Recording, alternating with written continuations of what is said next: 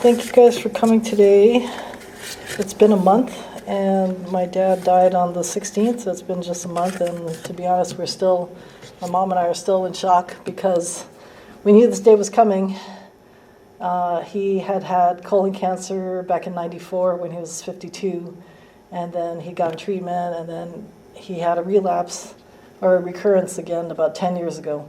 So for the last 10 years, he's been fighting cancer, and then he went in the hospital about a year ago and never came out of the hospital. He was in the hospital in Queens, and he went to rehab, and then he went to Hilo, where he was on hospice for the last 6 months. So we knew this day was coming. We're still in shock. You'd think we would have been prepared, but it's nothing like actually happening. I know that many of his friends, neighbors, classmates, coworkers are here today. We have a large group of the Doshi, the members of Tensho Kotai Jingu Kyo, who came from the other islands to help us pay respects to my father, so I appreciate that.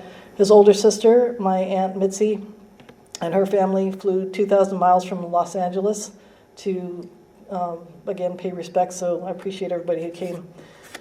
If you knew my father, you knew that he had a very strong sense of humor. He also had real authority figure issues, so I wanted to talk about that today. My dad was a rebel at heart, if you knew him at all.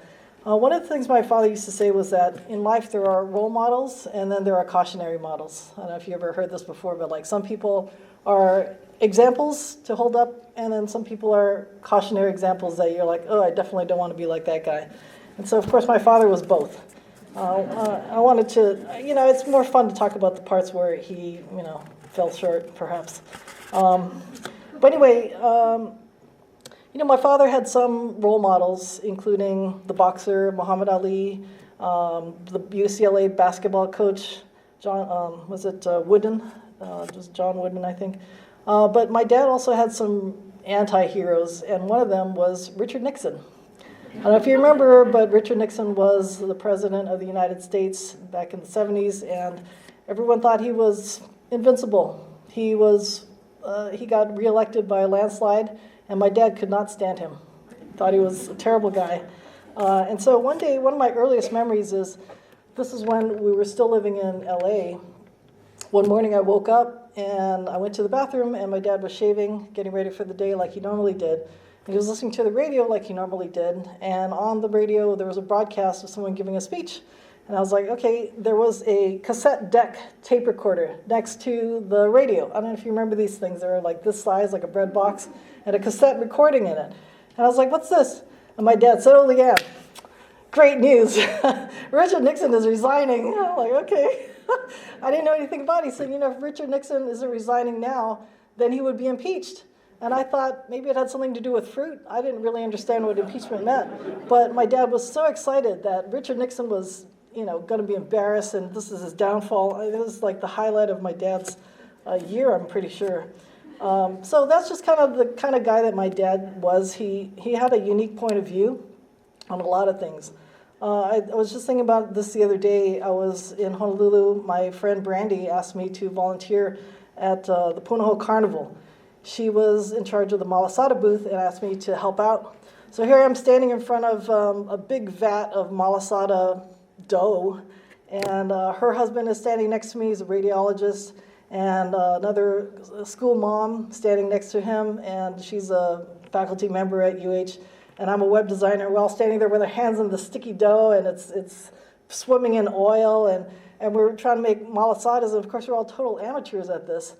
And so we're making the malasadas, and some of them are big, and some are small, and some are misshapen, and I'm thinking, my dad would have said at this moment, he would have said, that's what you get when all the malasadas are coming out, and they're all kapukai, they're all funny looking, and my dad would have said, that's what you get when you hire non-union labor. Yeah. So I wanted to give you 3 examples of ways in which my dad got away with flouting authority, or at least he thought he did. And the first one is when seatbelt laws came out. So my dad had this hack where he would just, instead of clipping the seatbelt in like you're supposed to, he would just get the seatbelt and he would loop it around his shoulder. And he would drive around town like that. And he said, the cops can't tell the difference. I'm like, how much effort would it take you, just a couple more seconds to clip it in, and if you get into an accident, it would save your life. And my dad's like, oh, no, this is somehow sticking it to the man. I'm like, okay, Dad, sure, whatever. So another example is, during the pandemic, I mean, everybody here, a lot of people are wearing masks. Well, a lot of people would walk around with masks on correctly, but then there are some people who would walk around with the mask like under their nose, so it's only half as effective. My dad was one of those guys. And then to make things worse, as the pandemic went on, he's an engineer, so he jimmied up his own face mask thing where he had a bandana and he folded it up a couple times, and then on the side he would clip it with these binder clips. Like, my dad loved office supplies. And then he had these horrible long rubber bands that attached to the clips on the side, and he had this thing hanging from his face. But he never washed it, so it got dirtier and dirtier. It was so gross. And then also, it would just kind of hang under his chin, like he had a toothache. It was unbelievable. And of course, it was totally ineffective, and even more so because he would just hang it from one ear. And of course, he got COVID, but fortunately, by then he'd gotten the vaccination too, so it didn't do any effect. But that's just how my dad was like that. He flouted authority, and he just had nothing to do with whether the rule was right or not. Another thing about my father is that he had a colostomy. So when he went in for his surgery in '94, the surgeon took out his tumor, but then he also left him with his intestine was coming out. I mean, it was exposed, and he had a colostomy bag to catch the waste on the side, and he lived like this for 30 years. Well, anyway, so my dad, like I said, it normally didn't bother him. But when he would go to the airport, then it became a problem because, first of all, my dad would like to go to the airport 2 hours early, even for inter-island flights. And it's a good thing because when he went through security, TSA would be like, "Hey, what's that suspicious-looking thing under your shoulder? I mean, under your shirt." And so my dad would stand in the middle of the airport, and he would just flip up his shirt like it was no big deal. And there would be like this horrible medical contraption, and the thing would be see-through, and maybe there might be some poop in there or something. And then the TSA agent would be like, "Okay, we've seen enough, sir. We don't need to say. You can put that away now." And my dad would feel like there was nothing embarrassing about this at all. That if anything, the TSA agent should be embarrassed to make him show his medical appliance. And I'm like, that's their job, Dad. They have to, they have to see what's going on. But anyway, so was my dad a cautionary model or role model? I mean, he was a human being, and I feel like he was both. But he probably felt like he was a role model as a rebel. I just want to say, finally, that, my dad cared a lot about people in Hilo. He grew up here. He knew a lot of people.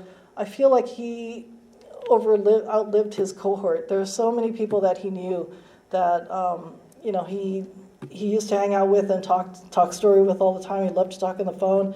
Larry Manligas, Frank Raposa, Les Botello, Jippy Matos, Gil Kahele, Togo Tamanaha, and even Clifford Dodo, who was the former funeral director here. All these people are gone, and I have to feel like, my dad, maybe he lived a little too long. We enjoyed him while he was here, but, he would have been really touched to see everyone here. We loved him, and we miss him. Mahalo for coming.